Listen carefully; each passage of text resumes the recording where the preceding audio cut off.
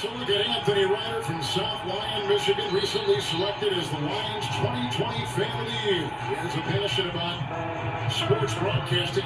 With the 112th selection in the 2021 NFL Draft, the Detroit Lions select Amon-Ra St. Brown, wide receiver, USC. One pride, baby! Yeah!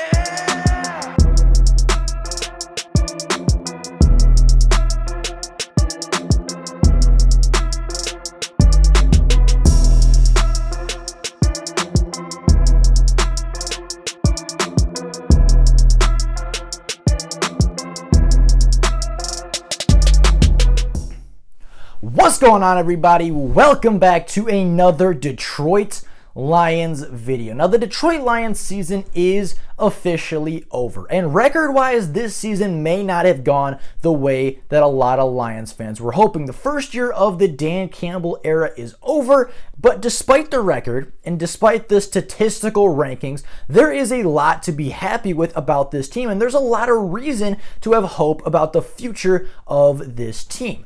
But in saying that, a lot of the future and a lot of the success that may come for this team could stem from this offseason. If the Detroit Lions go into this offseason, they have a good free agent class, they have a really good draft yet again, and they get a couple more star UDFA talents, the Lions can make a huge jump both statistically and record-wise in 2022. And the Lions could go from a 2 to 3 win team all the way up to a 9 to 10 win team with the proper offseason and with the proper development of players. So in today's video, due to popular demand, we are going to be going over a full mock offseason for the Detroit Lions, starting right here today in real time, going over everything from potential coaching changes to re-signing free agents to signing new free agents to drafting players to a couple UDFAs that could be standouts and the Lions should be looking at after the draft, and potential depth chart rankings after it is all said and done. This is going to be a full offseason with cap space,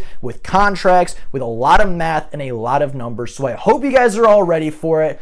But without any further ado, let's get right in to my first ever full Detroit Lions 2022 mock offseason. And today, we are going to start with the coaching changes. These coaching changes can occur at any point after the Super Bowl, and I think there are two big changes the Lions should make to their coaching staff. And overall, I think the Lions coaching staff is very good. I think the Lions coaching staff, from Dan Campbell to Aaron Glenn to, the positional coaches of Hank Fairley on the offensive line to, a lot of our positional coaches coached very, very well this year. And despite them being a brand new coaching staff, I think they grew and developed in a lot of positive ways that can help this group progress and can help this group kind of grow into the future, both as a coaching staff and help their players grow as a unit, and overall help the Lions franchise grow as a team. But in saying that, the coaching staff was very far from perfect this season. You could tell that it was very inexperienced, and you could tell that there were two major areas that the Lions really, truly struggled this year. The first of which is the first coach I want to talk about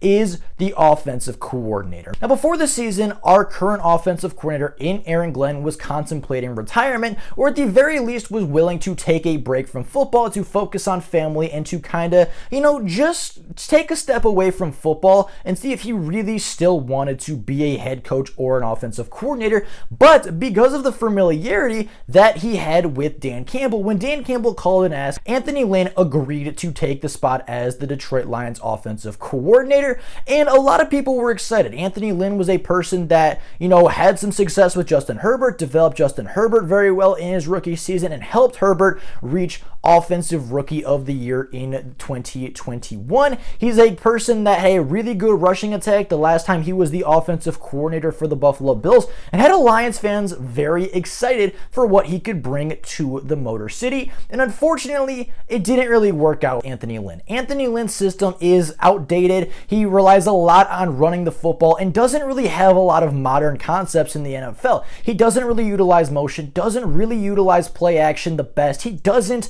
have a lot of distractions for the defense to look at in a similar way that the Kansas City Chiefs or the Los Angeles Rams, or even to a lesser extent the Baltimore Ravens and San Francisco 49ers use in their offense to distract defenses and to get wide open big chunk play. You know, the Lions have a much older identity kind of offense where it's run the ball and then play action off of that, where you're not relying on your quarterback too heavily and you're relying on your running backs to each get 15 to 20 carries a game, and they have to be efficient enough, and, you know, they have to play power football, be methodical, drive down the field. That was the philosophy that Anthony Lynn tried to install in the Detroit Lions, and unfortunately for him, the times are just very different in the NFL. That's not how you run an efficient offense anymore. Offenses now are air raid, they're high flying, they utilize motion, they utilize pre-snap motion, they utilize the eye candy, they move the football around a lot, and they scheme open big chunk plays, which is really the one thing the Detroit Lions lacked in this season, was those big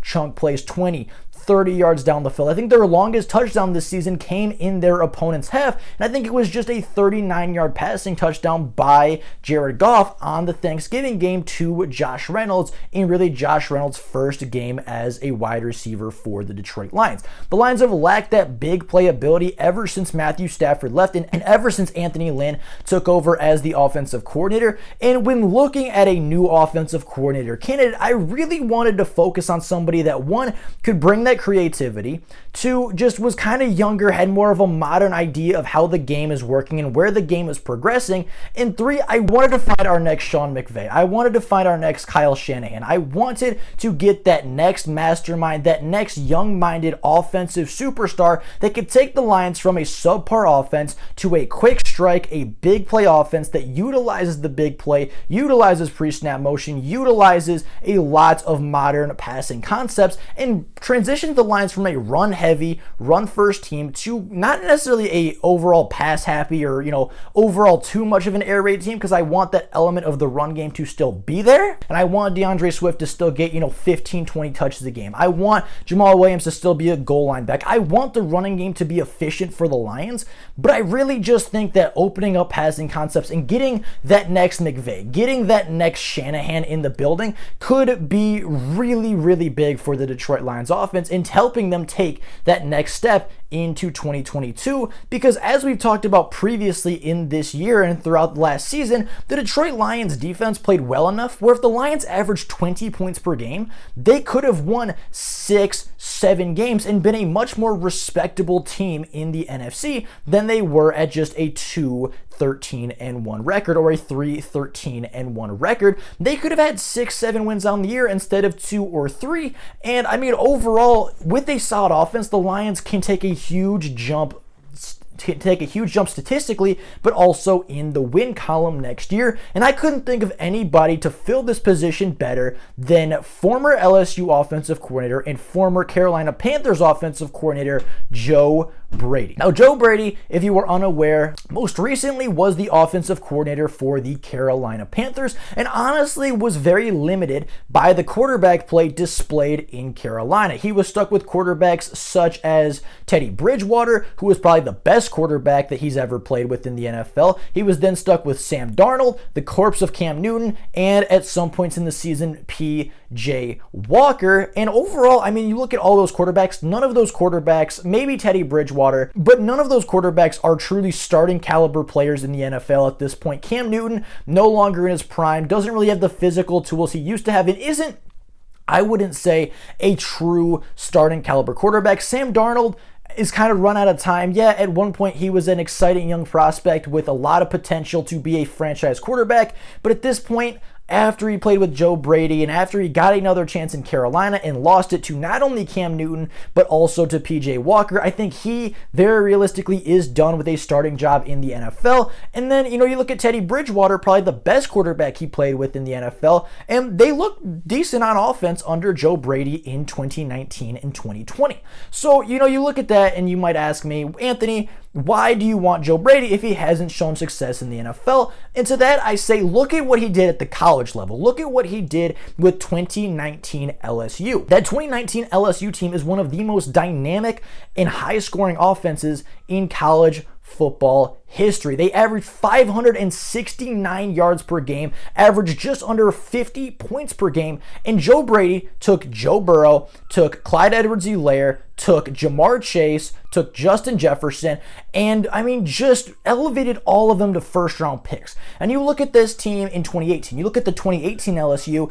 Joe Burrow was looked at as a maybe late-round flyer at quarterback, possibly UDFA. You know, you look at Jamar Chase, was not looked at as anything special. Justin Jefferson, not looked at as anything special. Clyde Edwards-Helaire, looked at as an undersized back that was not really going to go anywhere in the professional world of football. But at the end of the day, Joe Brady elevated those guys and elevated those players to first-round picks. He elevated that LSU offense to be one of the highest scoring offenses in college football history on a 15-0 run that ended with national championship rings and ended up being one of the most dominant football teams of all time. So I think bringing that kind of player, bringing that kind of coach into the Detroit Lions system is something that could really help elevate the offense going forward. Something that could really help the Detroit Lions offense take that next step, open up those passing concepts, could be something that could help the Detroit Lions offense take that next step into next year. I think that Joe Brady could get a lot more use out of Jared Goff than Anthony Lynn did. I think he could elevate Jared Goff's play in a very similar way to how Sean McVay elevated Jared Goff's play in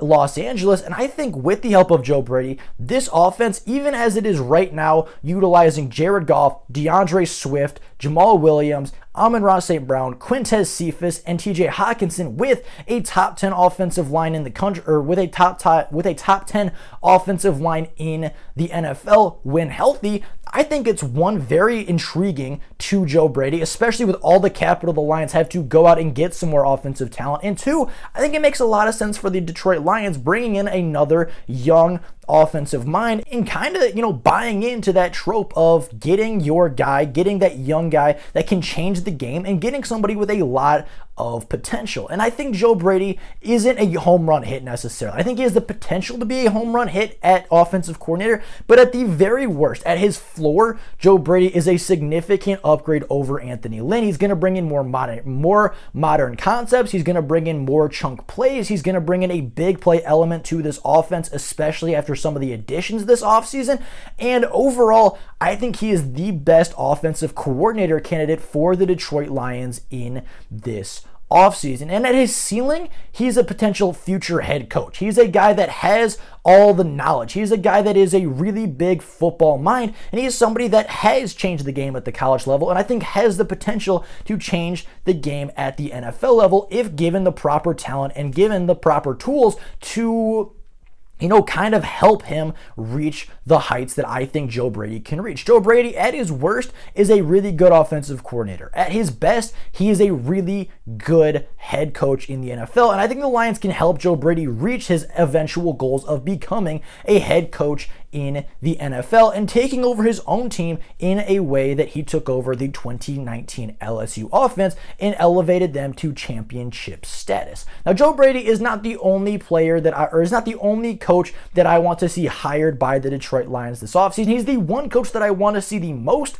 but I think there is one more positional coach that I think can be addressed this year by the Detroit Lions. And this one may be a long shot because this coach is a long-tenured player, former player, a long-tenured coach at the University of Ohio State. But I think if the Detroit Lions are going to go all in, I think they should go all in with their coaching, and they should reach out to Larry Johnson, the defensive line coach at the Ohio State. And Larry Johnson has been a coach at Ohio State for a very long time, and he is somebody that has developed some of the best pass rushers to come through the NFL in the 2010s and into the 2020s. You're talking about a guy that has developed Joey Bosa, a guy that developed Nick Bosa, a guy that developed Chase Young, and somebody that has put so many defensive line talents in the NFL over the past decade or so. And I mean, at that point, with a proven track record and with those guys just developing more and being top NFL prospects and top NFL players, right? Chase Young, 2019 Rookie of the Year, 2020 Rookie of the Year defensively. You have Nick Bosa, who's up for the Defensive Player of the Year this year. Joey Bosa, I believe, was up for Defensive Rookie of the Year when he was a rookie. And not to mention this year, he has 3 more defensive line prospects coming out in this draft class alone, including Haskell Garrett, that are going to go middle rounds, touchdowns, right? You don't have that generational talent of your Chase Young or your Bosa, but he is putting out more and more NFL talent every single year. And I think the Detroit Lions need to address the pass rush. They have not been really good at pass rush this year. They haven't gotten a lot of sacks. They are bottom half, even bottom quarter of the NFL in sacks and in pressures this season. And I understand part of that is Trey Flowers is hurt. I understand part of that is Romeo is hurt. I understand part of that is, Julian missed significant time. But at the end of the day, the Lions defensive line coach, I don't think is doing enough in the pass rushing department.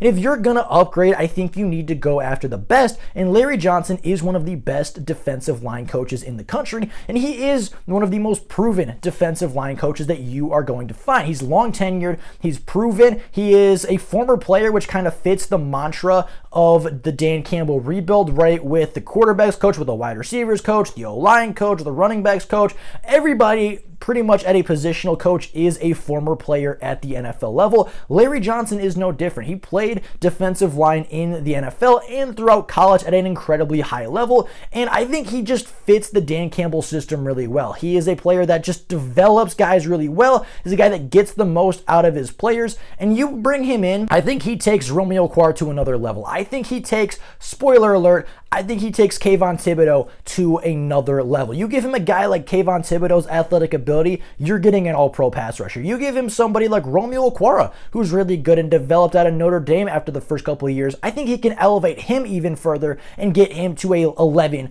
12 sack kind of player. Even Trey Flowers, I think, can learn a thing or two from a veteran coach at the college level. And if Trey Flowers does stick around next year, which I'm not sure is exactly going to happen, but if he does, I think every single person on the defensive line, especially at edge rusher, can benefit from Larry Johnson coming in. And that's not even to mention Levi Onwuzurike, the rookie going into his second year, could benefit a lot learning pass rush moves from a guy that developed all these great pass rushers from the Ohio State. So with that being the case, those are the two coaching changes that I want to see this year for the Detroit Lions. These are the two coaching changes that I think make the most sense. They address the two biggest weaknesses for the Detroit Lions. Then that is offense and defensive line sacks and pressures. The Lions are not a great defensive team when it comes to pass rush. They aren't putting a lot of pressure on the quarterback. Even with that being the case, they are keeping offenses to low scoring games 90% of the time. And if Joe Brady can come in and elevate this offense to even average, go from averaging like 17.5 points per game to averaging 23 points per game, average one touchdown difference per game, that's going to put the Lions way, way farther next year than they are this year. Because if the Lions, again, averaged 20 points this year, which under Joe Brady, I have a hard time imagining that they wouldn't, because the Panthers did under Joe Brady when he was there, with, I'd say, a less talented offensive line and a lot of injuries at running back, with, the quarterback situation not being great. Even the Panthers averaged more than 20 points per game, and if they averaged that under Joe Brady, they would have been a 6-7 win team this year alone, not to mention adding more talent in the draft, adding more talent in free agency. You can see a huge jump with these two coaches, and you could see a lot of really, really significant development if the Lions bring in these two coaches and address their two biggest weaknesses from 2021 and in the first year of the Dan Campbell rebuild. Now that we got the coaching changes out of the way, now that we've added a really, really bright mind in Joe Brady at offensive coordinator, and we've added a really veteran former player in Larry Johnson on the defensive line to be the new defensive lines coach in Detroit, now we can move on to player re-signings and free agent re-signings to see who we want to keep on this roster and who we want to take into the future as Detroit Lions to build this roster and to build this team into a true playoff and eventually Super Bowl contender. Now, the Detroit Lions have a unusually large free agency pool this year as far as their players because of the unusual offseason that we saw a year ago, offering one-year contracts to players that were projected to start. Guys like Alex Anzalone got a one-year deal. Guys like Tim Boyle got a one-year deal as he was projected to be a backup, and eventually did start 3 games for the Detroit Lions. So you're going to see a really big pool of players this year as free agents, and I think there are only a few players that the Detroit Lions eventually should end up bringing back. Now, the first player that I wanted to bring back was Jalen Reeves-Maybin. Jalen Reeves-Maybin was a special teams captain and was a leader on the field, and when he actually saw time as a defensive starter due to injury to Alex Anzalone and the release of Jamie Collins, you saw exactly the kind of playmaker that Jalen Reeves-Maybin could be. He's forced 2 fumbles at the end of football games, one versus the Minnesota Vikings and one versus the Atlanta Falcons. Both of them were game-changing plays, and both of them were supposed to be plays to win the Detroit Lions that football game. Now, we all know what happened in Atlanta, and we all know what happened in Minnesota, but that does not take away from the fact that Jalen Reeves-Maybin made a big play. It does not take away from the fact that Jalen Reeves-Maybin, in big moments, tends to make big plays. He's pretty athletic. He's got a good size. He's got really good instincts for a linebacker. He's pretty good in pass coverage. He's not a bad pass rusher, as I've seen him get pressure several times on linebacker blitz. He's really a jack of all trades, and even if he's not going to see the field as a starter early in the season, as I do project him to be our linebacker 3, I think he can be a huge special teams contributor, be a huge captain for this team, and be a leader for the Detroit Lions, especially if injury arises again and he has to see starting time yet again in 2022. Now, for Jalen Reeves-Maybin, I want to sign him to a 3-year, $5 million contract. Now, I decide these contracts and I average out these contracts over the years. So like for Jalen Reeves-Maybin, you take 3 divided by 5. That's what his yearly salary would be. And I know that it's not going to be exact numbers because you can front load and back load contracts and all of that. The numbers aren't necessarily important as much as the years. And I was basing these contracts off of former contracts that they've signed, their performances this year, and their projected roles on the Detroit Lions. And I think for a special teams ace, a guy that is going to be your projected linebacker 3, but can step in and be a special teams captain, I think locking him up for 3 more years, giving him, I think, $1.3 million per year is pretty good value for a linebacker that can make you a lot of plays. I think it's fair value for Jalen Reeves-Maybin, and I think it's fair value for the Detroit Lions. Now, Alex Anzalone is the next player that I was looking to re-sign for the Detroit Lions. Alex Anzalone was an actual defensive captain. He was the captain of the defense for the Detroit Lions. He was the person with the headset in the middle talking to the defensive coordinator. He's the guy that got everybody lined up. He's a big playmaker, having turnovers both on the ground and through the air this year for the Detroit Lions, and he is the heart and soul and leader of the Detroit Lions defense. He's the guy that gets everybody lined up. He is the guy that makes plays. He's the guy that gets energy up. He is the guy that never lets his teammates quit. And I think you can see a really big difference from when Alex Anzalone is on the field and when he's off the field, right? Games that he missed include Denver, include Seattle, and in both of those games, the Lions really struggled defensively. You know, without their leader, it's hard to get lined up. Without that leader and relying on rookies and relying on inexperienced players, it's hard to get your defense aligned correctly, and Alex Anzalone does that very well. He's a big linebacker. He's got good size, good speed. He is a playmaker. Unfortunately, struggled with injury this year at times, but when he's on the field, he's a really big-time playmaker and a really good player for the Lions to hold on to. I would sign him to another, very similar to Reeves-Maybin, a 3-year deal worth $6 million, give him $2 million a year, a pretty, not significant pay bump, but a pretty recognizable pay upgrade from what he just signed a year ago. It's going to be more money per year, more base salary, a bigger cap hit for the Detroit Lions, and I think for a guy that in his first year starter couldn't stay healthy the entire year, but when he was on the field played good for a majority of the snaps, I think $2 million a year on average is a really good salary for your projected linebacker 1. Now, Josh Reynolds is the next player that I wanted to sign. Josh Reynolds came in off waiver wire from the Tennessee Titans. He's a guy that has chemistry with Jared Goff and a guy that really helped unlock this Detroit Lions offense. He's a guy that Jared Goff felt comfortable with. He's a guy that Jared Goff had that confidence in to go deep to in the Chicago game. And ever since joining the team, Jared Goff has just really had that chemistry with Josh Reynolds. Now, Josh Reynolds only played half a year for the Detroit Lions, so I don't want to sign him long term, but I want to sign him to a pretty similar contract to what the Titans gave him, with maybe a little bit more incentives to stay in Detroit with Jared Goff. I'd be comfortable signing him to a 1-year, $1.3 million contract. Jared Josh Reynolds is my projected wide receiver 2. He makes Goff comfortable. He gives Goff confidence down the field, and he is a big body wide receiver that has gone up and made plays several times for the Detroit Lions, bringing in 2 touchdowns in just really 4 or 5 games started.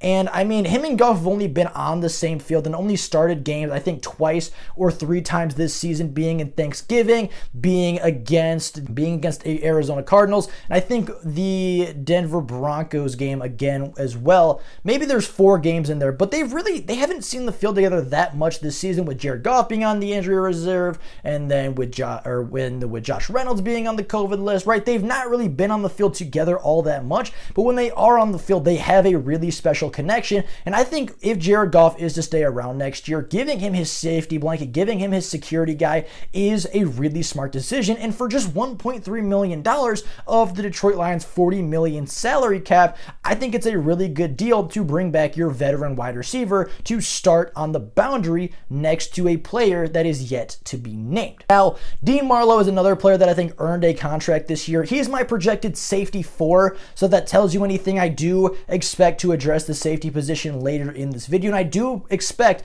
to address the safety position in free agency, as I think the Lions will do as well. And Dean Marlowe, I think, has earned another 1-year contract. He didn't play a lot this year, didn't make any big plays, had 1 fumble recovery versus the Atlanta Falcons, but overall wasn't a big playmaker, didn't turn the football over a lot, but played well enough and stepped up as a starter well enough to, in my opinion, warrant another 1-year prove-it kind of a contract. He can be a big special teams guy. He has the ability to step in. He's phenomenal depth for the Detroit Lions. And if Dean Marlowe is your 4th safety, you're doing something pretty right in the secondary. Now, Evan Brown is the next player that I'm looking to re-sign for the Detroit Lions. Evan Brown, I would sign to a 3-year, $3 million contract. And I know it's $1 million a year for a backup center, but after coming in this year, after showing what he has to prove to the Detroit Lions, I don't think he's as good as Frank Ragnow. He's obviously not as good as Frank Ragnow. He could maybe go somewhere and be a lower quality starter in the NFL, right? I think he'd be a decent starter for the Detroit Lions. I think he'd be a decent starter anywhere in the NFL. But I don't think he'd ever reach quite the top, quite the peaks of like a Corey Linsley, of a Creed Humphrey, or of a Frank Ragnow. But he's going to be a solid football player. And I think locking up solid quality depth on your football team is one of the ways that, the Packers are one of the best teams year in and year out. Is one of the reasons that Baltimore is still in the playoff race despite their numbers. One of the reasons that New Orleans is in the playoff race despite playing 53 different starters this year, which is an NFL record. The reason that these teams are still playoff contenders, even with all their injuries, is because of their depth. And I think the only way to build a true Super Bowl competitive team is to build up your depth and is to build your roster as deep as possible. You found a diamond in the rough with Evan Brown. You have to keep him on the roster. Pay him a little bit more, maybe make him one of the higher paid backup centers. I think $1 million a year for a backup center is a little bit expensive, or at least it seems a little bit expensive, but I think he's more than earned it because he is a high quality backup and actually can step up and play starting time and play starting reps with the one team if Frank Ragnow unfortunately goes down with injury at some point again in the future. He's my projected center to obviously behind Frank Ragnow, but that does not mean he has no value on this football team. You lock up your depth early, you lock up your good players when you have to, and Evan Brown is a good player. Now, Jason Kabinda, the next player that I really wanted to sign, is the starting fullback and will be the projected fullback 1 going into next year if the Lions decide to bring him back. As a fullback, you're not going to make a lot of money, but he is young, I believe only 26 years old, and I'd feel comfortable giving Jason Kabinda a 2-year, $1.3 to $1.5 million contract. Keep him in Detroit for 2+ years. He's a very Dan Campbell guy, a guy that was willing to switch positions, a guy that was willing to play a whole different brand of football just to stay on the field. He's a guy that loves football. He's a guy that loves playing for his teammates. And again, I think he has 2 or 3 touchdowns as a fullback this year for the Lions. He's been pretty good for the Lions as a good blocker, as a good fullback, especially considering he's a converted linebacker. I would feel very comfortable bringing back Jason Kabinda on this deal. He's a high effort, quality fullback, and just overall is a very Dan Campbell-esque type of player. Now, moving on back to the starters. Tracy Walker is, I think, the biggest name in free agency this year. Tracy Walker, a former third-round pick out of the University of Louisiana. He was a third-round selection, was looked at as a reach at the time, but has made a lot of big impact plays, and I believe by PFF is actually graded as a top 10 safety in the NFL. Now, whether Tracy Walker is a top 10 safety in the NFL is for everybody else to argue,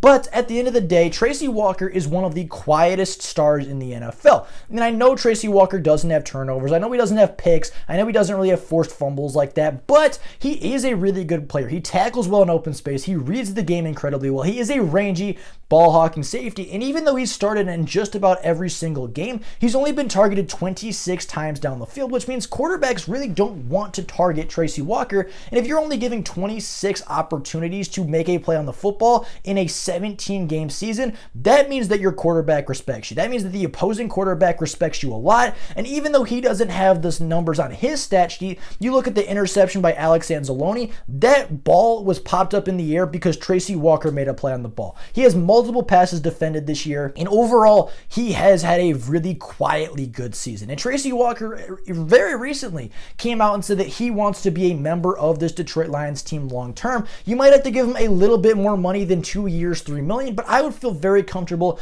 giving Tracy Walker a 2-year deal, giving him whatever fair value you think is worth for Tracy Walker. Again, the numbers aren't necessarily specific. That was kind of, $1.5 million a year is kind of similar to what he was on his rookie contract with a slight pay bump. I don't think somebody that doesn't get a lot of turnovers deserves a huge sum of money, but I think somebody that, plays with the effort of Tracy Walker and can give you the upside of Tracy Walker deserves another chance to prove what he can do in the second and third year under Aaron Glenn in an Aaron Glenn system. He's my projected safety one, and although he doesn't have the big stat sheet numbers, he is just a super good, quietly good player for the Detroit Lions. Getting on to the final two re-signings of the offseason, I have the Detroit Lions re-signing Matt Nelson to a 1-year, $800,000 contract. He started right tackle for the Detroit Lions early in the season, was a quality player, occasionally checked in as a tight end or as a sixth offensive lineman, and when Matt Nelson was healthy with that entire offensive line, the Lions running game looked really good. Matt Nelson kind of unlocked the potential of the Lions run game, and if the Lions offensive line can stay healthy next year, if they can get their starting five plus Matt Nelson on the edge to run block, and TJ Hawkinson being your actual tight end also having the ability to run block really well, that's going to open up a lot of holes. And I think Matt Nelson, despite being the sixth offensive lineman on this team and despite being the backup tackle, I think is going to play a key role next year for the Detroit Lions. And then the very last player that I wanted to re-sign from this class, you might be waiting for Charles Harris, you might be waiting for somebody else like Tim Boyle or David Blau, but the last player that I think the Lions need to re-sign this offseason is long snapper Scott Daly. Yes, we're ending it with the most exciting one of the bunch, but truthfully, Scott Daly earned his spot on this team. He beat out Don Muhlbach. He beat out the GOAT of long snappers last year, signed a 1-year contract for very minimal money, and I think very similarly to what Don Muhlbach did when he solidified himself as the Lions long snapper, you're going to see Scott Daly sign a 5 to 6 year contract for $3.5 million. He's not going to get paid a lot of money per year, but in this contract that I came up with is the one that I think is most likely to happen because I based it off of Don Muhlbach's contract. I based it off of the contract Muhlbach had when he solidified himself as a starter for the Detroit Lions. And I think 5 years, $3.5 million is the deal that Scott Daly is going to get. He is going to be the long snapper one. He was a really good long snapper for the Detroit Lions this season, and he is going to solidify our special teams unit with himself, Jack Fox, and Riley Patterson being all three very young, very talented players that are going to help the Detroit Lions special teams be one of the best in the NFL in the very near future. And I think all of these players earned their contracts, and I think some of them earned better contracts than others, right? You look at Jalen Reeves-Maybin, you look at Alex Anzalone, guys that started and made big plays this year got longer contracts, but guys that maybe didn't, guys like Josh Reynolds, guys like Dean Marlowe, guys like even Tracy Walker, who maybe earned another chance but didn't earn a long-term contract, got that 1 to 2 year deal. And I approached this free agency a lot like Brad Holmes approached free agency last year, where, right, I'm going to give some guys a chance.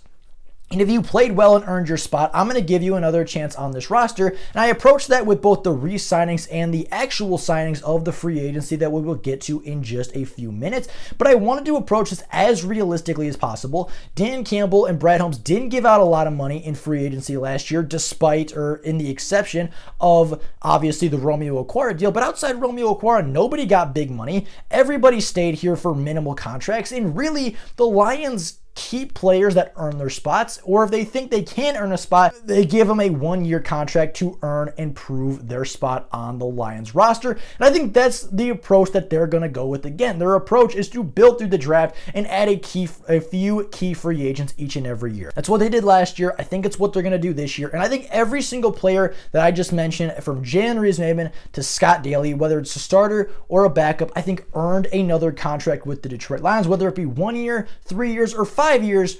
Every single player, I think, earned that contract that I had given them, and it leaves the Lions with quite a bit of cap space going into the actual free agency period. I believe with their projected salary cap minus the average yearly cap hit of these contracts, it leaves them with just under $27 million to play with in free agency. And with those with that money in free agency, I have the Detroit Lions making a couple big time signings. Nothing too expensive, nothing too big, but guys that I think would work really well in Detroit, would play to our offensive and defensive coordinator strengths, guys that our offensive and defensive coordinators would love the opportunity to coach, and guys that I think can really help elevate this Detroit Lions offense to the next level in 2022. So without any further ado, let's get right over to the actual free agent signings this year for the Lions. Now, with re-signings out of the way, we can get on to the actual free agent signings. And this year I wanted to kind of base it off of last year's offseason,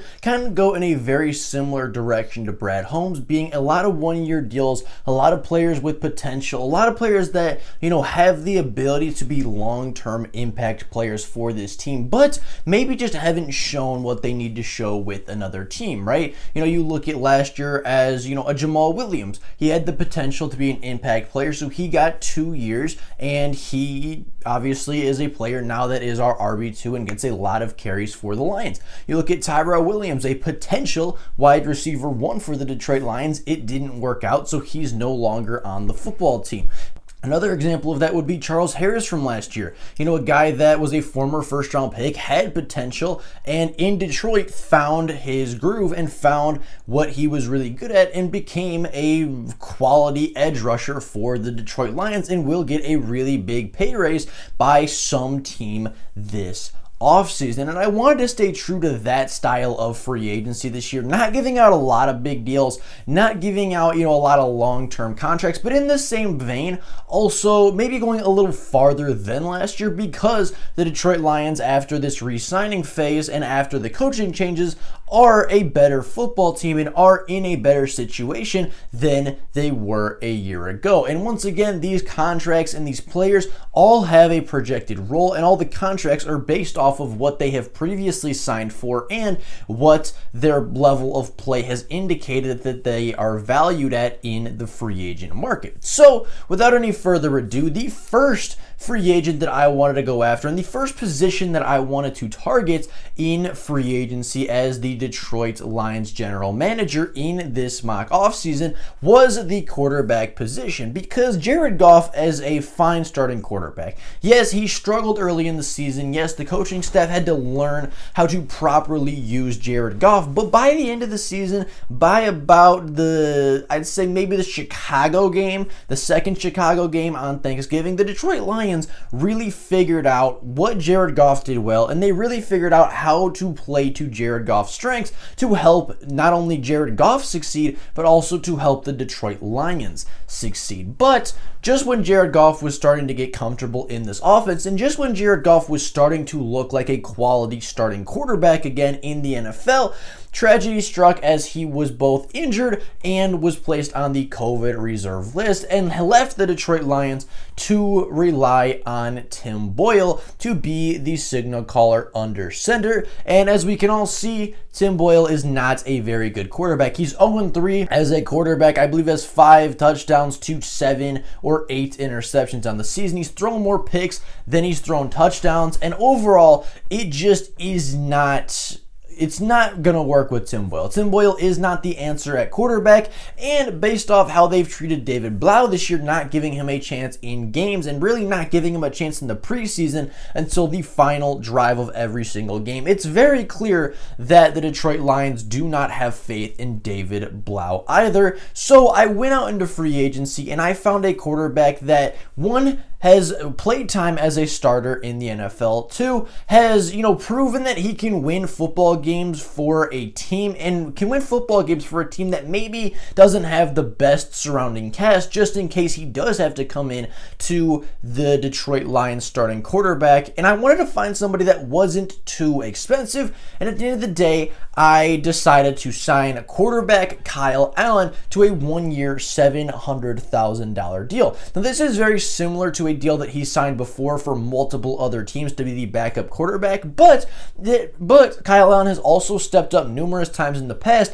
and has played starting time and has starting experience in the NFL. Kyle Allen has 7 wins as a starter. I believe he is 7-10 as a starting quarterback, and in those games, he's thrown 24 touchdowns, 17 interceptions at a 63% completion percentage for both the Carolina Panthers and the Washington football team. He is a guy that, isn't great, isn't going to be your long-term starting quarterback, but that's not what we need in Detroit right now. We need somebody that, in a pinch, in a big-time situation, can step in versus a team, and you can have faith that he can go win you a football game or two. We're not expecting him to start 17 games. We're not expecting him to play a huge role in this offense, and hopefully he doesn't play at all because Jared Goff can stay healthy for the entire season in 2022, but he is an improvement over Blau. He is an improvement over Boyle, and I think he could be a really quality backup, and at the very least, he could be a player that if Jared Goff goes down with injuries,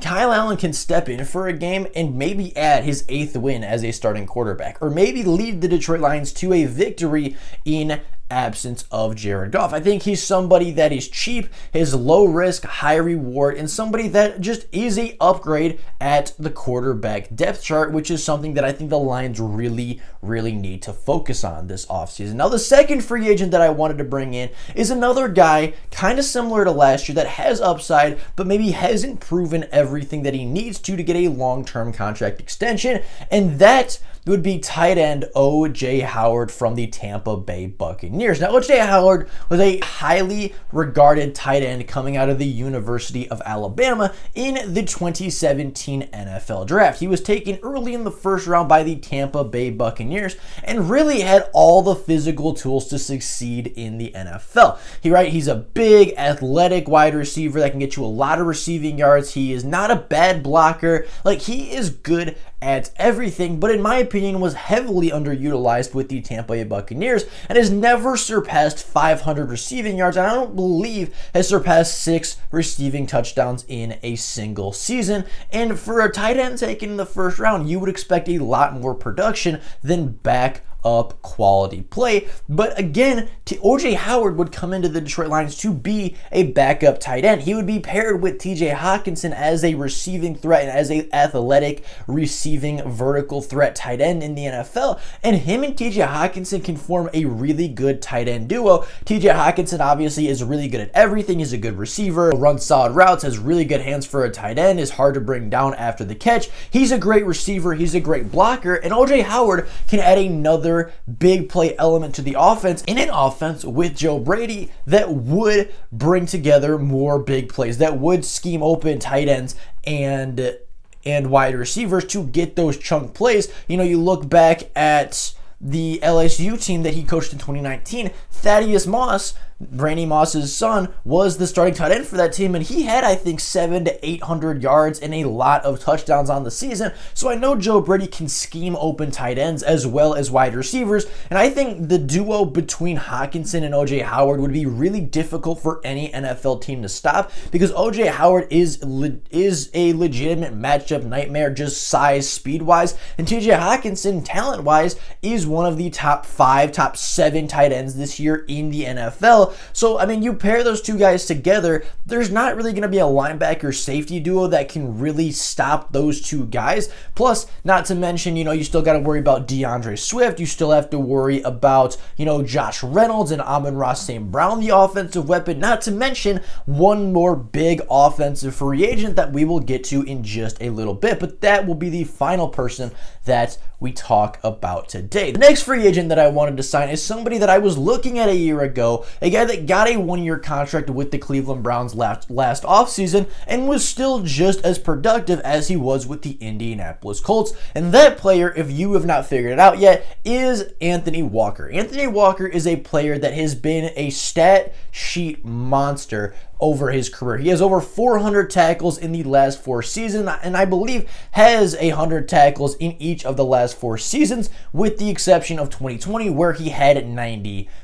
But every other season, pretty much as a starter, he has total over 100 tackles. He has multiple interceptions, multiple forced fumbles, multiple fumble recoveries. He is good in every aspect of the game. He is a do-it-all linebacker, and he is the most underrated linebacker in the NFL, in my opinion. And a lot of people, they had their thoughts about him, saying, okay, he's playing next to Darius Williams. He's playing behind that Chargers defensive line. How good is he really? Is he just really reaping the benefits of everybody trying to avoid Leonard and Buckner and the rest of that Colts defense? So he went to Cleveland for a year, and yes, Cleveland is very good. They have Myles Garrett, they have Jadeveon Clowney, now they have Jeremiah Owusu-Koramoah, who I believe is the reason why Anthony Walker won't be re-signed by the Browns, is because Owusu-Koramoah is such a talented and gifted linebacker that he will kind of take over as that starting role. So I think that's the reason Anthony Walker leaves Cleveland, and I think he comes to Detroit, and I think the Lions try to get him to Detroit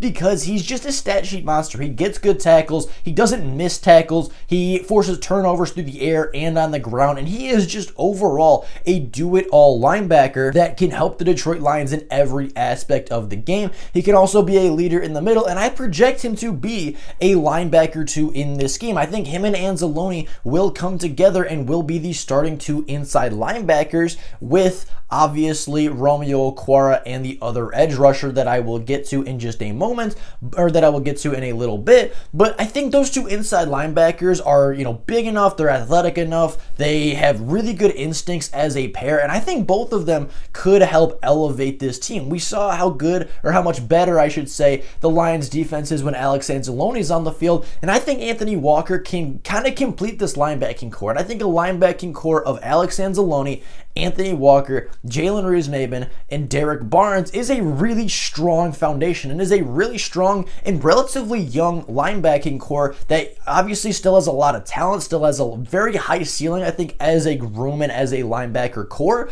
but is also young enough where you can go into the future with them, and 4-5 years down the line still see benefits from those guys in your locker room. So if they're going to target anybody this offseason as a linebacker, I want it to be Anthony Walker. There are a couple other guys that I think could be targeted at the linebacker position, but Anthony Walker is by far my favorite, and I think just based off his production over the last 4 years, I feel comfortable giving him a 2-year deal for $6 million.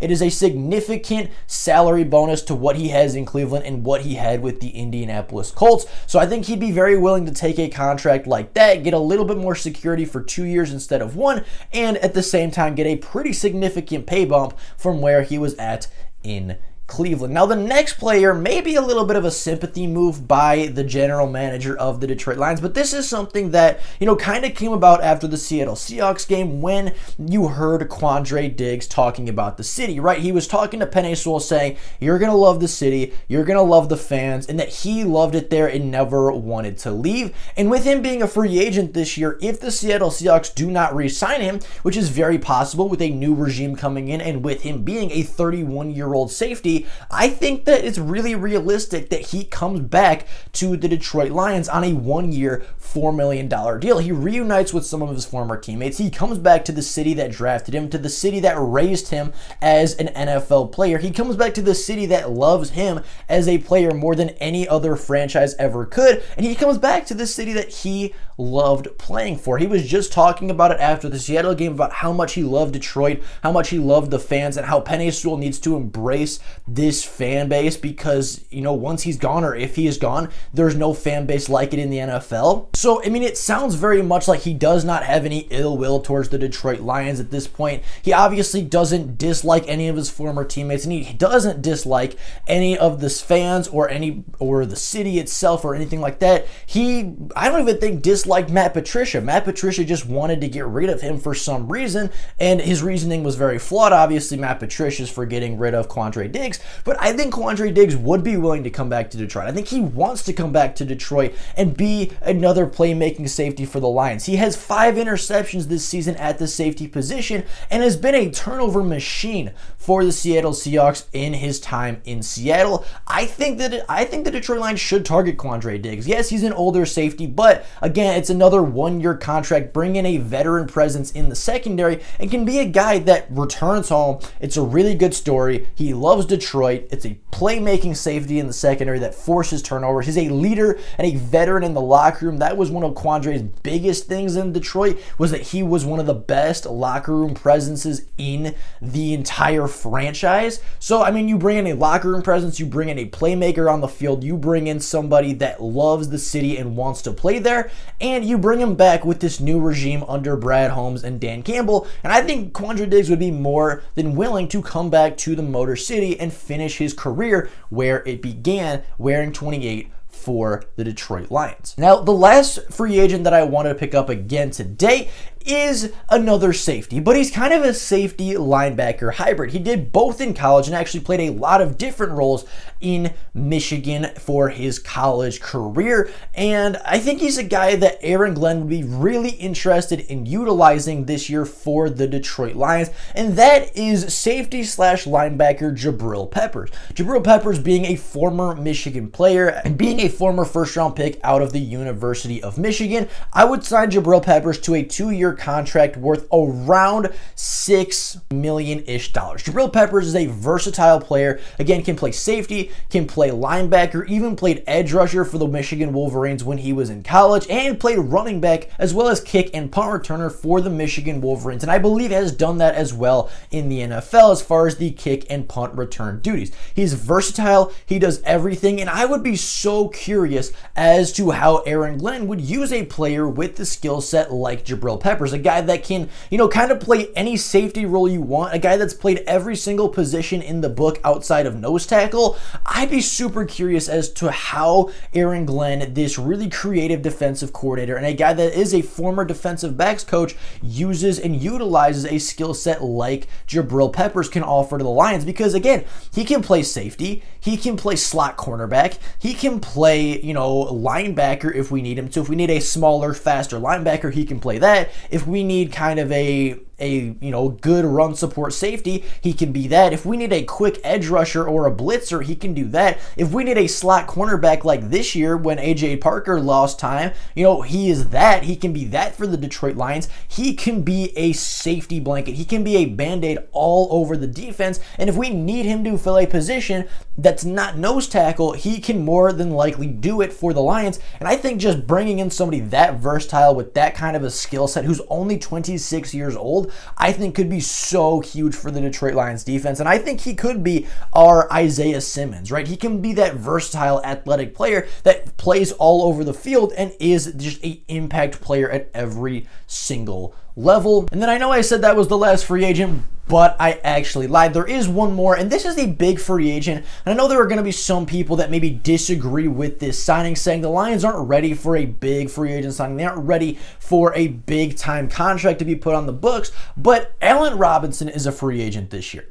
I don't believe the Chicago Bears are going to franchise tag him for a second or a third year in a row. They haven't utilized him properly ever since Justin Fields, really ever since Matt Nagy's second season. They haven't utilized Allen Robinson correctly. Allen Robinson is only 28 years old, and Allen Robinson at his best and when he's healthy is a top 15 wide receiver in the NFL. He is severely underrated. He is severely limited in Matt Nagy's offense, and he has never truly played with a top 20 quarterback in the NFL, right? His quarterbacks so far have been Blake Bortles, Mitch Trubisky, Nick Foles, and now Justin Fields. Justin Fields is probably the most talented quarterback he's ever played with, but Justin Fields is still a rookie, still has a lot to learn about the NFL, and because he's a rookie and inexperienced, Matt Nagy has severely limited the offense and has made it more of a run-heavy, run-first system that doesn't utilize Allen Robinson very well at all.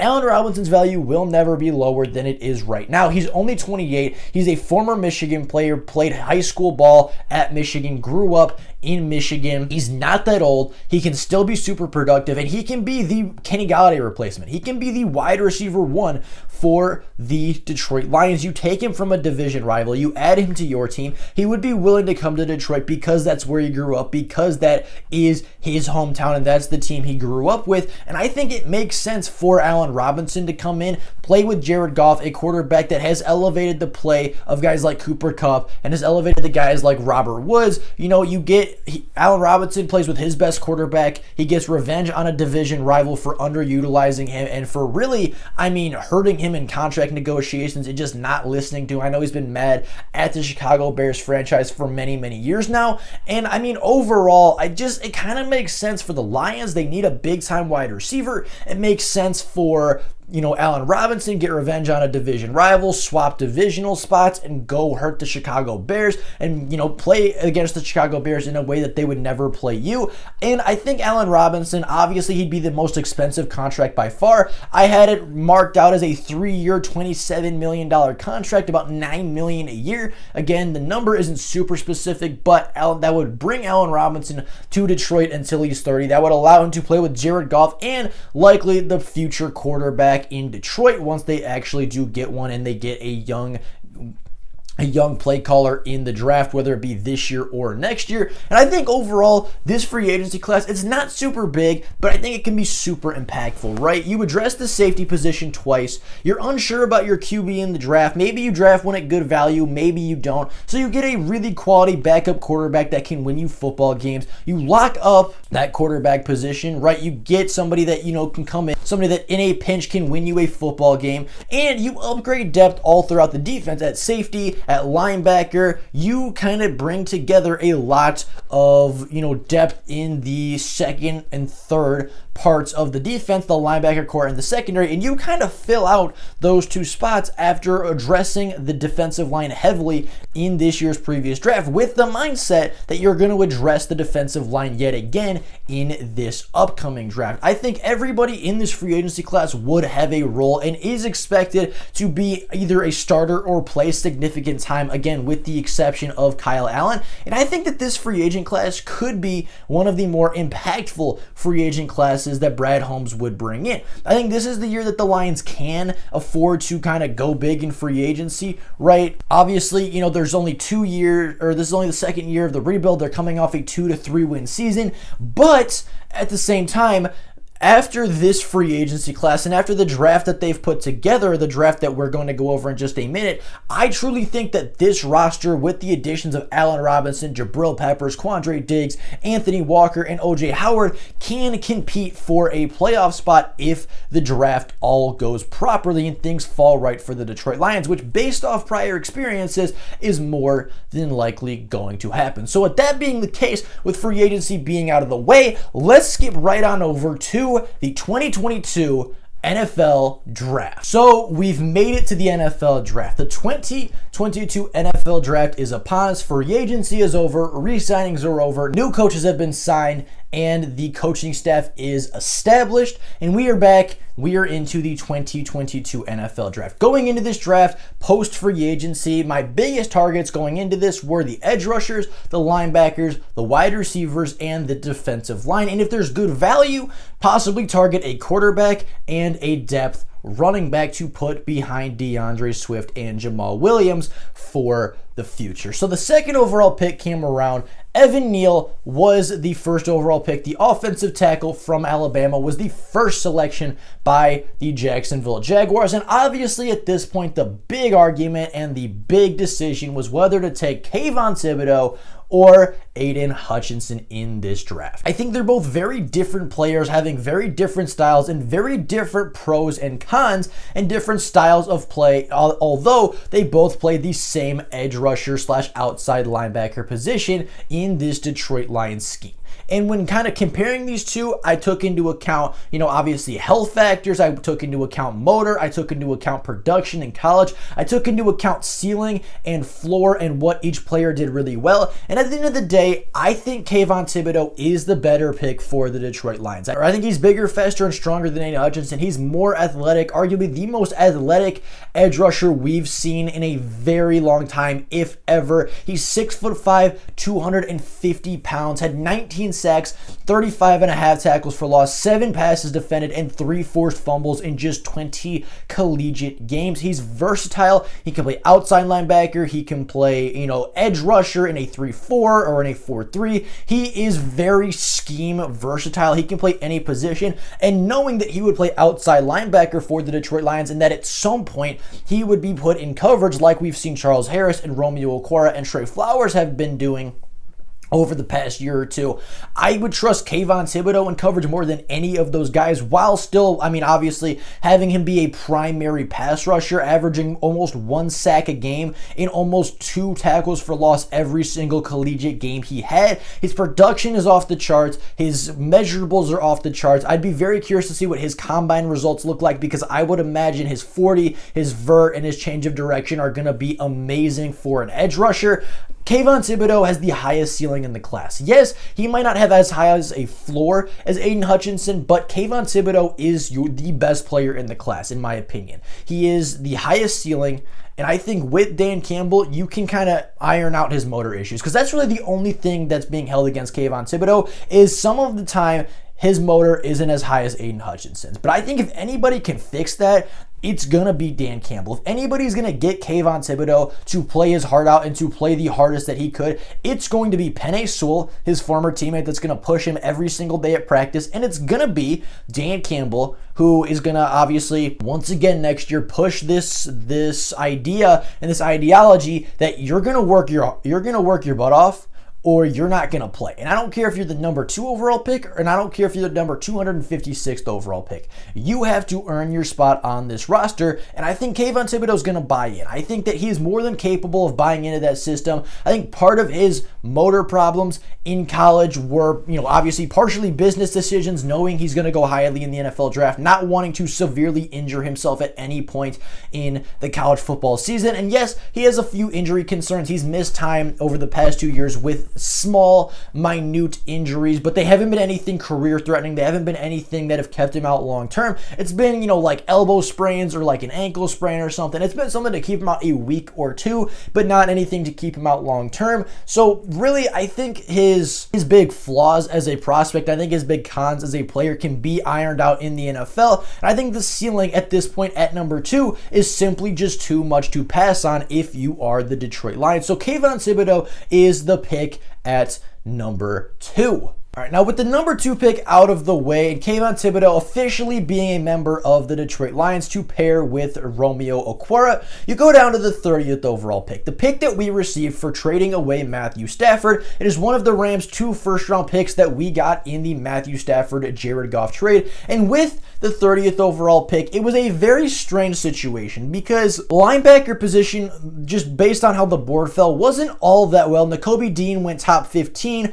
There was a couple of guys that you could maybe make an argument for, but the board just didn't fall very favorably for what the Detroit Lions needed in the draft after this free agency. But there was one player that I thought could potentially be a future wide receiver for the Detroit Lions, a guy that produced really well in college, produced really well at a Power 5 school, a guy that didn't have great quarterback play throughout his time in college, but still produced some really, really good numbers, and that was wide receiver David Bell from Purdue. He was was the best player and the best fit for the Detroit Lions at the time. He's a good athlete and he's a really good wide receiver with good hands, runs great routes, and was a consensus All-American in the 2021 season. I think it may be a little bit early for a wide receiver, but that's just kind of the way the board fell. And I know Brad Holmes isn't likely going to take a wide receiver early, but just based on the board, I would like to think that if the board fell the way it did in this mock draft, that Brad Holmes would take the best player available. And at the time, the best player available was David Bell. David Bell, he's 6'2", 205-pound wide receiver out of Purdue.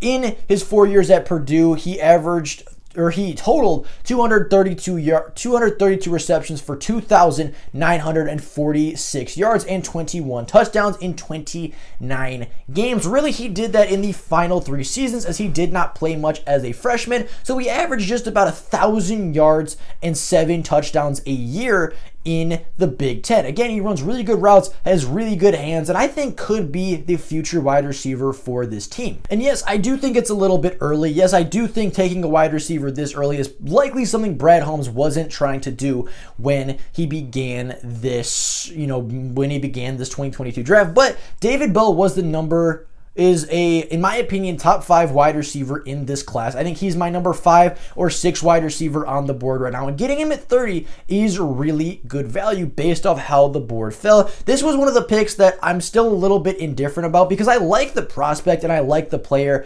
I'm just not entirely sure if this is the best use of the 30th overall pick. I'd say there are maybe better picks out there, and I would think that if the board fell any other way, there could be other picks, or you could even potentially trade up from this pick to obviously get somebody else. Not that I think David Bell is bad. I think he can be a really good prospect for the Lions, but I just think that, this is when I'm just a little indifferent because I really like the prospect. I'm just not sure about the fit early in Detroit. I think long-term it could be a really good pairing with, maybe an Allen Robinson. It could be a really good pairing with somebody else that we might take in this draft class and somebody else that we were targeting.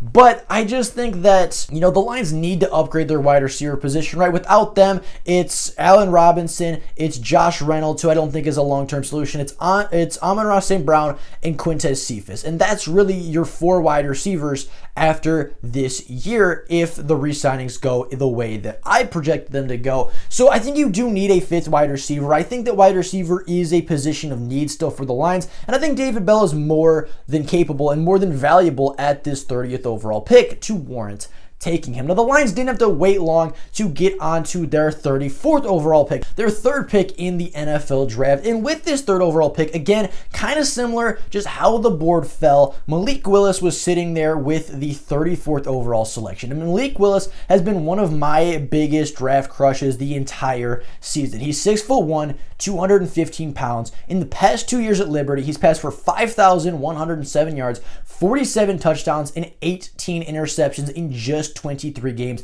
He's a phenomenal athlete. He's super mobile. He has an elite arm. He has a phenomenal release. He has all the physical tools to be an MVP caliber quarterback in the NFL. Now, he does have some decision-making issues. He does have a tendency to play hero ball at times, meaning instead of just taking a check down, he wants to extend plays and get the big play down the field, which sometimes helps him and sometimes really hurts him. I think he is smart enough and he can read the field fairly well. He's not a phenomenal IQ player necessarily, not to say he's dumb obviously, but I think he wasn't asked to read the field very well at Liberty. It was kind of a 1-2 read offense that kind of played to his athletic ability and kind of played to his strengths. I think that can be ironed out in the NFL. I think honestly, truthfully, with all the athletic upside, with all the potential, and with the high enough ceiling that Malik Willis has, I think you can very much warrant taking him with a 2nd round pick. I think a 1st round quarterback really isn't likely in this draft for the Detroit Lions, but if Malik Willis does fall to the 2nd round, a guy that at one point in the season was talked about as going as the number 1 player in this class, being the number 1 overall pick in the 2022 draft class, if he falls to you at 34 with all that upside and all that potential, I truly think that he would be a good quarterback for the Lions. I truly think that Mark Brunell and Dan Campbell and Joe Brady especially can really work their magic with Malik Willis. I think Malik Willis would be the most talented quarterback that Joe Brady would ever coach with and would ever have under his wing. And we saw what he did with Joe Burrow. Now imagine Joe Burrow with a little bit of a better arm and a lot faster and more athletic. That's what you're talking about with Malik Willis. And they're very different quarterbacks. That's not my comparison for Malik Willis is Joe Burrow. I'm just saying, we saw what Joe Brady did with Joe Burrow. I can only imagine what he could do with Malik Willis and David Bell and TJ Hawkinson and Allen Robinson and DeAndre Swift. That offense, especially if Malik Willis develops properly, is going to be a very hard offense to stop and is definitely going to be a big play offense for the Detroit Lions. Waiting a little bit longer, going to the 66th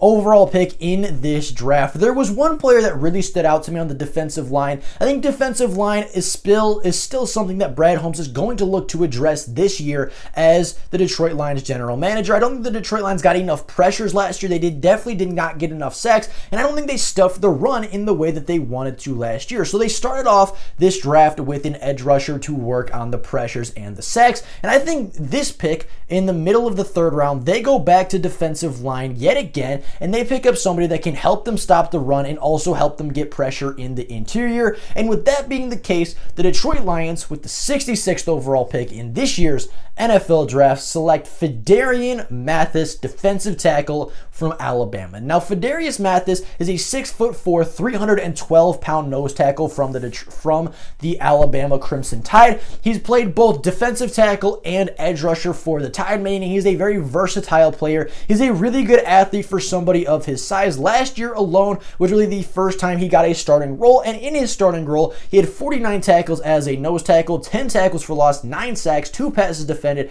a forced fumble, and 2 fumble recoveries. He's a very good athlete. He's really slippery when it comes to getting around guards and centers. I mean, he has a really good set of moves. He's not super powerful. He's not going to rush people into the backfield in a way like a Lee McNeil might, but he's super slippery, has really good hand usage, has been taught very well by the Alabama coaching staff, and he is a player that just overall seems to get pressures, finds a way to get in the backfield, and finds a way to make plays. He's not quite as dominant as some of the former Bama defensive linemen, but he's still really good, and he can be a really productive interior rotational pass rusher or run stopper for the Detroit Lions. He can kind of fit both roles. He's good at run stopping. He is good at pressuring the quarterback as well. I think he can help the Lions improve in both aspects of the game from the defensive line perspective. And with the 66th overall pick, he was one of the players that I was really targeting with a middle round pick. Now with the 98th overall pick, going down to the 5th pick of this mock draft for the Detroit Lions, there was one player that stuck out to me. He had so much upside, he had so much potential, and even coming off an injury-riddled season, I think he has some of the highest potential at wide receiver in this draft. And yes, I'm going to address wide receiver once again, and I know there's going to be a lot of people likely upset with this pick, but I think George Pickens at the 98 overall spot is probably the best value pickup in this draft, because before the 2021 college football season, George Pickens was looked at as a surefire, bona fide first round pick and arguably the best wide receiver in college football, over Chris Olave, over Garrett Wilson, over David Bell, over the wide receiver from Alabama whose name is currently slipping my mind. He was looked at as better than all of those players. And then in spring training, he tore his ACL in a spring game or in a spring practice and did not play a lot of the 2021 season. He is a player that has slowly been coming back for the Georgia Bulldogs, and really in the past 2 to 3 games, more so the SEC championship and the first round of playoffs, he's a guy that has been getting more and more playing time, and he's a guy that, even not being 100%, is somebody that when they need a big play, they go to George Pickens. They go to number 1 in the Georgia Bulldogs uniform when they need a big play to be made, and even not being 100%, he looks pretty good. I mean, he got open versus Alabama, made a couple big catches. He got open versus Michigan and got a couple good catches, especially a really tightly contested ball on third down to kind of not win the game, obviously, for the Bulldogs in that semifinal game, but to extend a drive and to continue that momentum in the second quarter. They would then go down to score a touchdown later in that drive, and a large part of it was the third down round pickup in tight coverage by George Pickens. He's a guy 6'3", 200 pounds, 89 receptions, 1,295 yards, and 14 touchdowns in 23 games. He has great hands. He's a phenomenal jump ball wide receiver. He's a really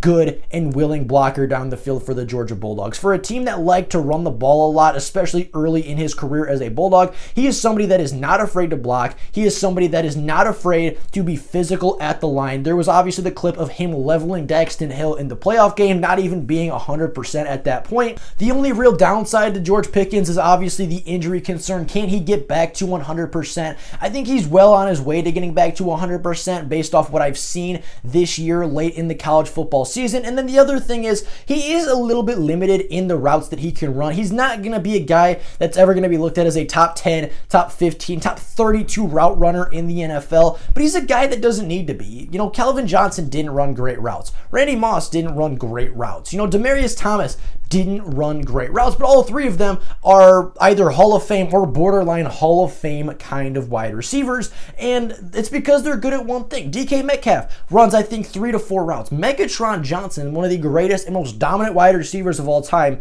80% of the routes he ran in his career were either fades, goes, posts, or screen. Those were the 4 routes that he ran the most, and everybody knew it was coming. They just could not stop Calvin Johnson because he was truly that dominant. And George Pickens is not Calvin Johnson, but he's certainly in the realm of DK Metcalf. He's certainly in the realm of even a Demaryius Thomas. So, I mean, you get that kind of production, you get that kind of a talent with the 98th overall spot. You get a guy that would not be there if it weren't for injury, but a guy that nonetheless, especially after I think the combine and once he shows he's 100% healthy, is going to be very much draftable within the top 100. Not as the number 1 receiver, not as the number 2 receiver in this class, but certainly as a top 100 pick and as a top 100 talent. He, I think, has the highest upside of this entire draft class, and I think has the possibility to be the best value in this entire draft class. And this is more of the range where Brad Holmes is looking to get his wide receiver of the future. You come out of this draft with David Bell and George Pickens to pair with Josh Reynolds, Allen Robinson, and Amon-Ra St. Brown. That's a really deep, really young wide receiver core that can help out a guy like Malik Willis when he develops and grows into the starting quarterback that we all know that he can be. Now, there's 3 picks left in this NFL draft, and I'm going to go over them just a little bit quicker because at this point, the draft was kind of over. We didn't pick again until 181, almost 100 spots after George Pickens,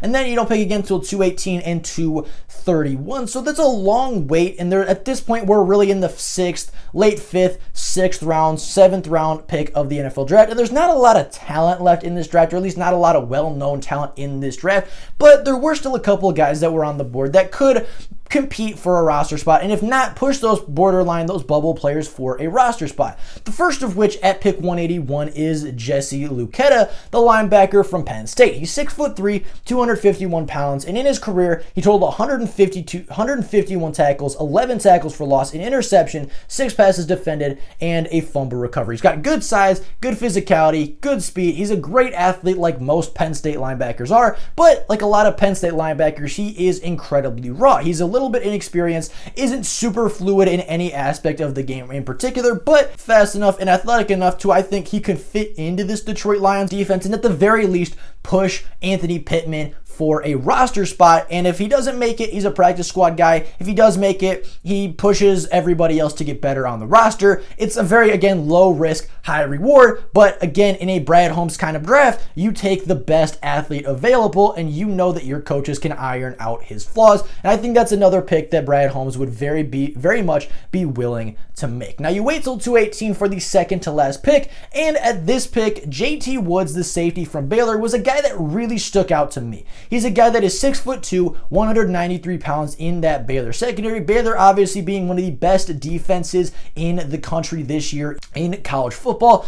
In the last 2 years as a starting safety, in the 2 years that he got time as a starting safety, he hit 103 tackles, 5 tackles for loss, 8 interceptions, including one that he took back for a pick 6. And he did that in just 2 years as a starter. So in his 2 years at Baylor, where he got quality starting time, he averaged about 50 tackles a year and and 4 interceptions a year. He's a long, rangy safety. He's a guy with good speed, good range. He's a long, lanky player at 6'2", but the only downside, he's not very physical. He's not very good in run defense. He's not bad at tackling wide receivers in the open field, but when it comes to like more of a power back, more of a power system, right, like a Derrick Henry, like a Jonathan Taylor, you would say, he's really not physical enough to step up in support in the run game in a way like Tracy Walker does, in a way like Jabril Peppers would, in a way like a lot of other safeties or linebackers should. He's not the most physical. He's not going to be the biggest run defender, but he's a guy that could step in at the safety position if there is injury. He's a guy that,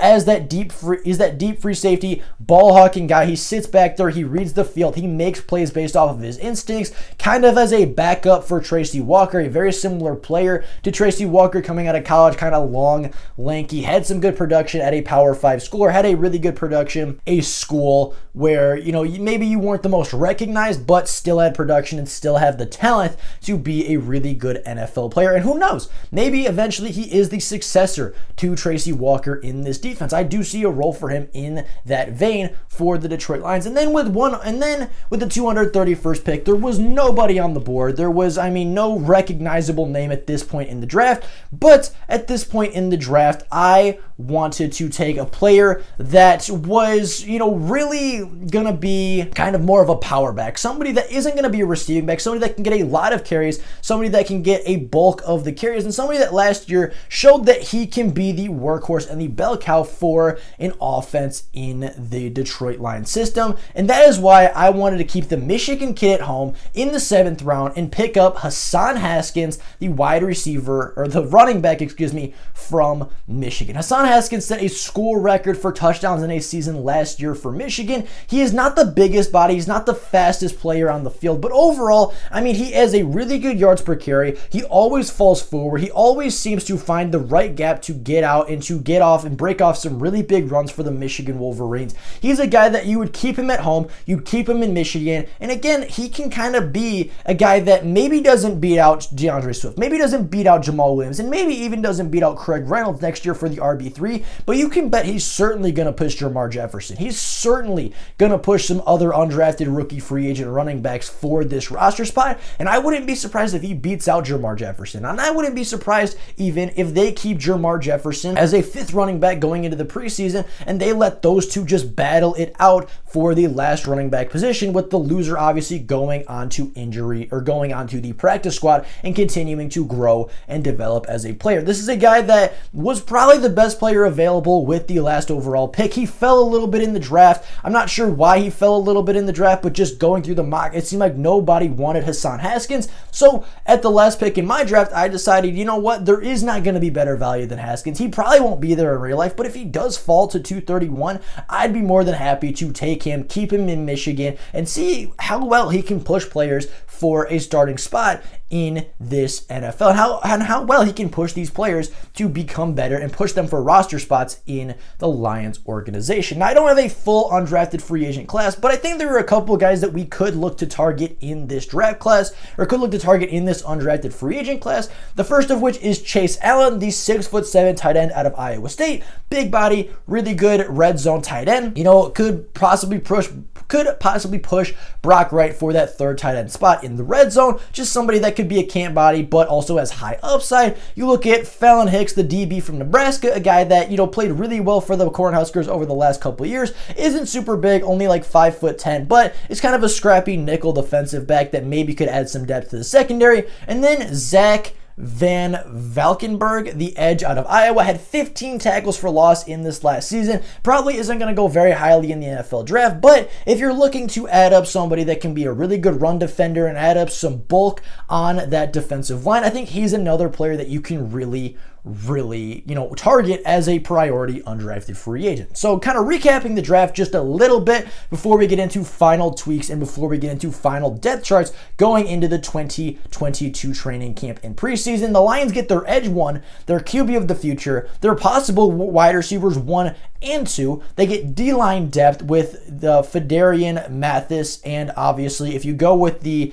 undrafted Zach Van Valkenburg, you bulk up your defensive line a lot, especially especially in the run support. You get your safety and your linebacker depth in this draft, and you get a really good complementary running back in Hassan Haskins that could very well push for some carries and could even push out Craig Reynolds for a spot as that rotational third running back that you know is going to pick up and fight for extra yardage each and every play. He seems to me like a Dan Campbell kind of a guy, Hassan Haskins does, and I think that, he is a good fit for what the Detroit Lions want to get here and what they want to build in the Motor City. So with that being said, with free agency over, with coaching changes over, with the draft officially over, let's get on to the final depth charts going into the 2022 preseason and the 2022 training camp. Now in this segment of the video, we're going to talk about the depth chart and just kind of do some projected roles for what I think these players can look at and what we can look forward to seeing in these players in the 2022 season. So starting off, Jared Goff is going to be your day one starter. He's a guy that is proven and earned a spot at quarterback one. He's a guy that you're going to go into the season feeling pretty confident about, especially the way he finished the 2021 season.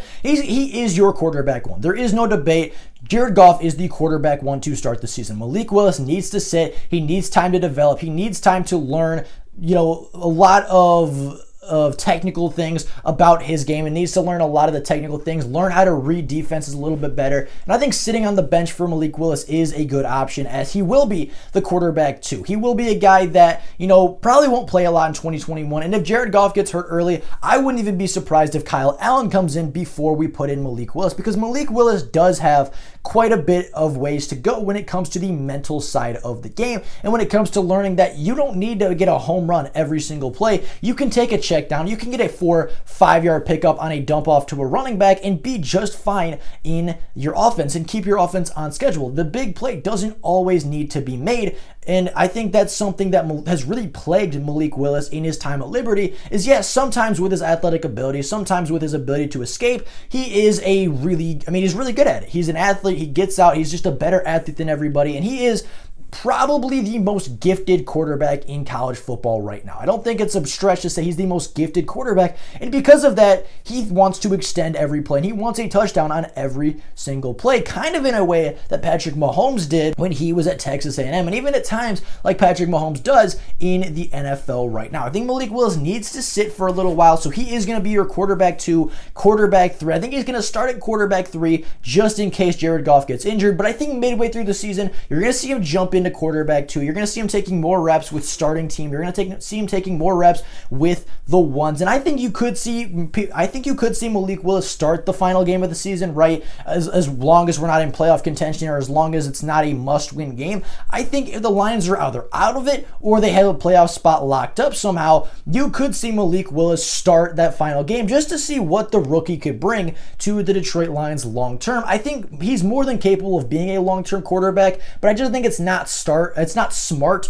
to start Malik Willis early in his career because he does need that time to develop and grow from the mental side of the game. Now, running back, DeAndre Swift is your running back 1, Jamal Williams is your running back 2, Craig Reynolds will go into the season as your running back 3. In my opinion, Jermar Jefferson will go in as the running back 4 just based off of comfortability and based off knowing the system and being here longer with his coaching staff. And then I think Haskins comes in as your running back 5. I think he's going to push Jefferson and even at points in the season push Craig Reynolds for that RB3 spot. He's going to push for carries and push for playing time. He's going to be and help make with the Lions one of the deeper running back cores in the NFL.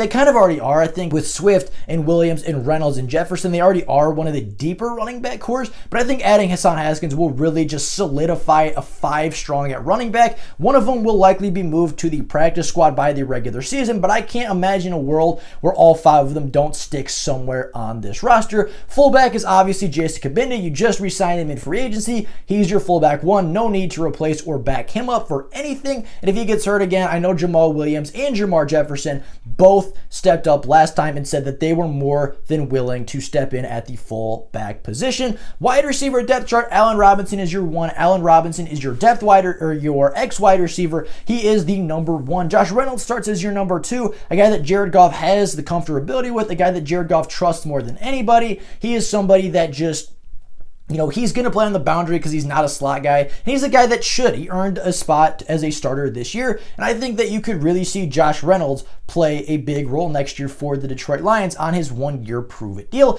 St. Brown's going to be your 3. St. Brown's going to be your slot wide receiver, your shifty guy that you get involved in the run game, in the screen game. You get him obviously involved in the passing game. Get him his 8 receptions a game that he seems to need right now. David Bell is your 4. He's a guy that eventually will develop into the 2. And I think as far as 2023 and beyond, he will be your 2nd boundary wide receiver. But again, you don't force him into a starting role until he's ready. A guy that can very much still rotate in, a guy that in certain packages can still get the ball and make big plays for you, but a guy that is just, you're not going to force into a starting role. A guy that you can kind of take your time with, a guy that you can develop properly, who can make an impact early for sure, and possibly even overtake Josh Reynolds in training camp, which I think is possible. But I think a guy that, at this point, you're not forced to play a guy if he's not ready, but you have the luxury of playing him if he is. Quintez Cephas is your wide receiver 5, had a really good year before he got hurt, and unfortunately, he did get hurt for the 2nd season in a row and ended the season on injury reserve for the 2nd year in a row.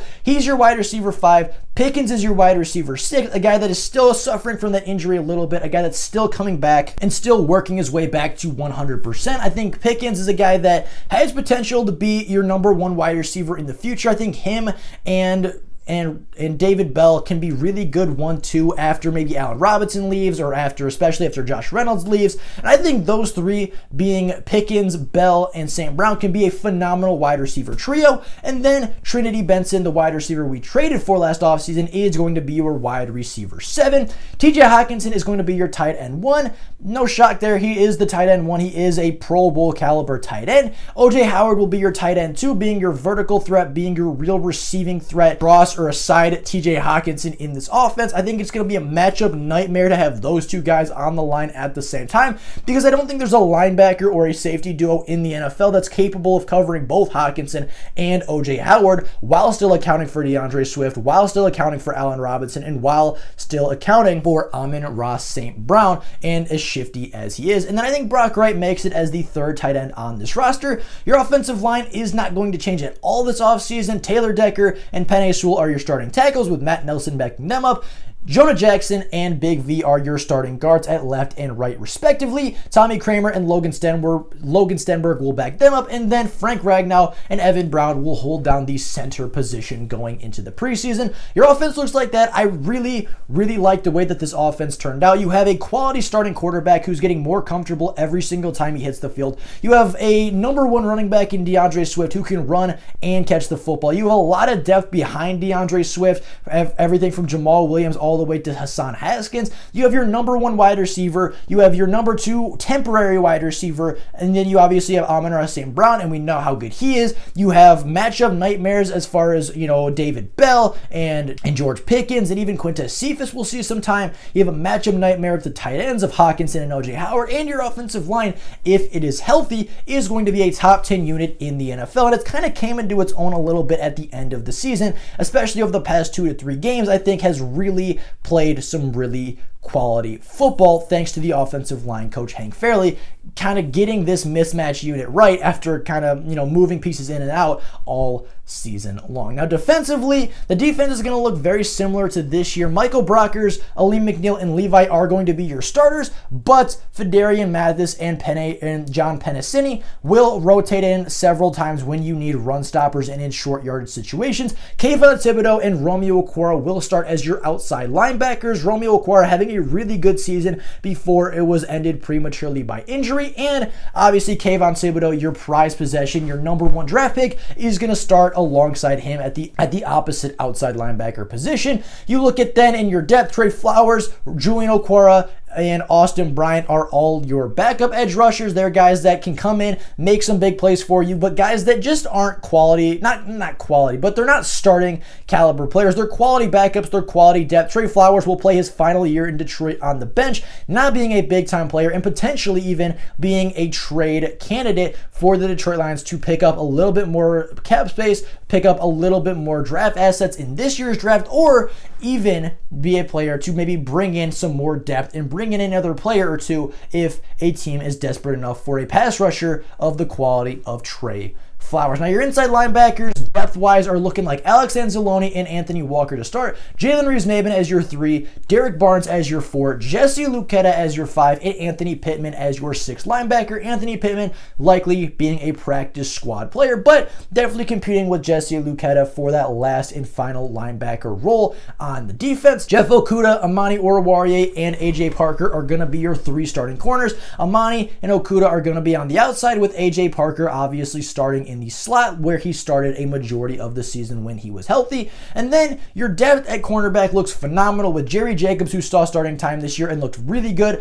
Ifeatu Melifonwu, who again had really good starting time this year and had some really good tape as a starting boundary corner. And then you obviously have Will Harris, who I think will officially transition to cornerback this year. I think there's just not room for him at safety, and actually I think he looks better as a corner than he does as a safety, and I think he will be your cornerback 6 on the roster. You look at then your safeties, I think Walker, Diggs, and Peppers all rotate depending on what role and what scheme that they are in, depending on the packages and depending on, a lot of different factors in the game. I think you could see all 3 of them essentially split their starting time, with Dean Marlowe and JT Woods backing them up. And then your special teams is locked up with the addition of Scott Daly. So you have Riley Patterson, the automatic kicker, Jack Fox, the best punter in the NFL, and Scott Daly, a more than capable long snapper for the Detroit Lions to finish up this roster. So with all that being said, that is the mock offseason. I would be very curious to hear what you guys thought about it, what you guys would change, what you guys liked about it, what direction the Lions, or how you would feel about the Detroit Lions if this was the direction that they're taking. I think that this team that I just put together, I think that this roster that I just went over can compete for 9 to 10 wins, especially with the schedule we have next year, playing Philadelphia, playing Washington, playing, the Jets, playing the Jaguars, playing the Seahawks. Like, there are a lot of teams that finish the year below 500 that are on the Lions schedule for next season. And I think that next year they can take advantage. Next year, just like this year, they're going to keep a lot of games close regardless of how good the team is and how much better the team may be than them on paper. But instead of like what happened this year, now they're going to have the offensive firepower, and now they're going to have the offensive system to put up more points than their opponent. And when their defense holds the opponent to 20 or under points, the offense under Joe Brady and Jared Goff, with DeAndre Swift healthy, TJ Hawkinson, Allen Robinson, Amon-Ra St. Brown coming into his own, and that phenomenal offensive line, they're going to be able to average more than 20 points per game, and they're going to win 8, 9, maybe even 10 games next season, sneaking into the playoffs and kind of getting this rebuild way faster than a lot of people thought it might happen. This roster can win a playoff game. This roster, under the guidance of Dan Campbell, Joe Brady, and especially with Aaron Glenn developing these guys for another year and obviously just improving himself over the offseason, this roster would get me incredibly excited if I was a Lions fan, because this roster is talented enough. They have enough stars. They have the offensive play caller now that they need to put up points, and we've seen what the defense can do after, that's before getting back Romeo Okwara, Kayvon Thibodeau, Jeff Okudah, and obviously adding Jabril Peppers and and Quandre Diggs to this defense. You add depth and you add star talent all over the defense, especially in the secondary and in the pass rushing department. The defense looks a lot better under Aaron Glenn in his second year. The offense puts up 20 to 25 points a game, around average, maybe slightly above average in the NFL. And the Lions, hopefully, can take advantage of some of their matchups, can take advantage of some of the lesser teams in the NFL, like a Jacksonville, like a New York Jets, and they can take advantage and put together a really good team, put together a 7-8 win team at the least, and at the most, exceeding expectations a little bit, make it to the NFC playoff race, and maybe, just maybe, be like the Cincinnati Bengals this year, be like the Philadelphia Eagles this year, and they can take advantage and not only take a playoff spot, but push for a division title and push for possibly a Super Bowl title. Now, with all that being said, that is all for you guys today. A long video. Hope you guys enjoyed it. It took a lot of time, a lot of numbers, and it took a lot to put this video together, but I hope you guys enjoyed it. I hope that you guys will comment and share this video. I don't do this a lot, but this was one of the videos that I put the most effort into ever on my channel, probably the most effort I've ever put into a video. So if you guys could like the video, if you guys could share this video with people, if you guys could put it out on your social medias and just spread this video as best as possible, I'd be so so appreciative for it. But with all that being said, that is all for you guys today. Let me know what you guys think about this mock offseason. And with all that being said, that is all for you guys today. Thank you all so very much for watching. And until next time, until the offseason, go Lions!